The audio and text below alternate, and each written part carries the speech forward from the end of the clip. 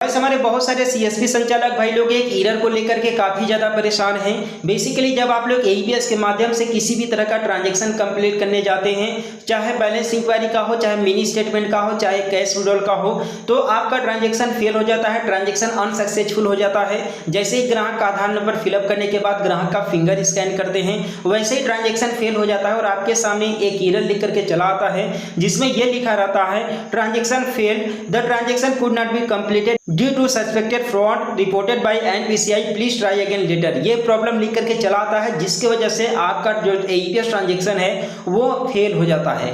तो बेसिकली ये जो प्रॉब्लम है सबसे ज्यादा देखने के लिए मिल रहा है बैंक ऑफ बड़ौदा का एईपीएस ट्रांजैक्शन करते समय। जिन सीएसपी संचालकों के पास बैंक ऑफ बड़ौदा का एईपीएस काम कर रहा है, जिनके पास बड़ौदा का पैसा वगैरह निकल रहा है, उन सीएसपी संचालकों के पास यह एरर देखने के लिए बहुत ही कम मिल रहा होगा।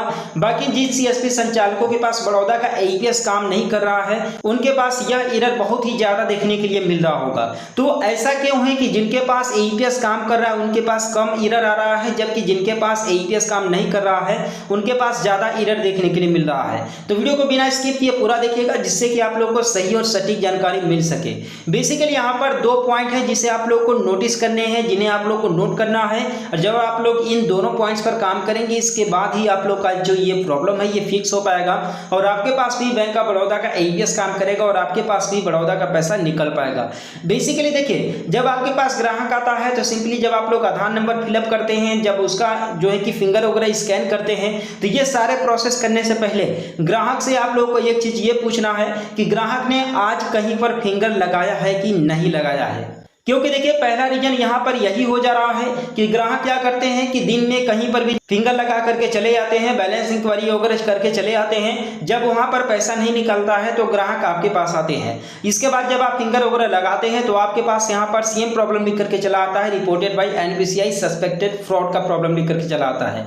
तो ऐसे केस में जो है कि ग्राहक से आप लोगों को पूछ लेना है कि ग्राहक ने कहीं आज के दिन में फिंगर वगैरह लगाया है कि नहीं लगाया है। अगर ग्राहक उस दिन फिंगर नहीं लगाया है तब तो ये प्रॉब्लम नहीं आएगा, लेकिन अगर ग्राहक ने फिंगर लगाया है, ठीक है, तब तो ये प्रॉब्लम आना 100% है। और सेकेंड चीज ये है कि देखिए अन्य बैंक आप लोगों को दिन जो है कि महीने में 4 ट्रांजैक्शन 5 ट्रांजैक्शन फ्री करने के लिए देते हैं कि एईपीएस के माध्यम से ग्राहक जो है कि महीने भर में 4 ट्रांजैक्शन कर सकता है, 5 ट्रांजैक्शन कर सकता है। लेकिन यहाँ पर देखिए बैंक ऑफ बड़ौदा अपने वादे का पक्का है। यहाँ पर बैंक ऑफ बड़ौदा की तरफ से 4 ट्रांजैक्शन तो दिए गए हैं, लेकिन ग्राहक महीने में केवल 2 ही ट्रांजैक्शन कर सकता है। यहाँ पर अगर आपके पास अगर कोई बैंक ऑफ बड़ौदा का ग्राहक आता है, ठीक है, उसका बैलेंस इंक्वायरी चाहे मिनी स्टेटमेंट अगर आप निकालते हैं तो ये काम करने से पहले आप लोग ग्राहक को बोल दीजिए कि भैया बैंक ऑफ बड़ौदा का महीने में केवल 2 ही ट्रांजैक्शन होगा।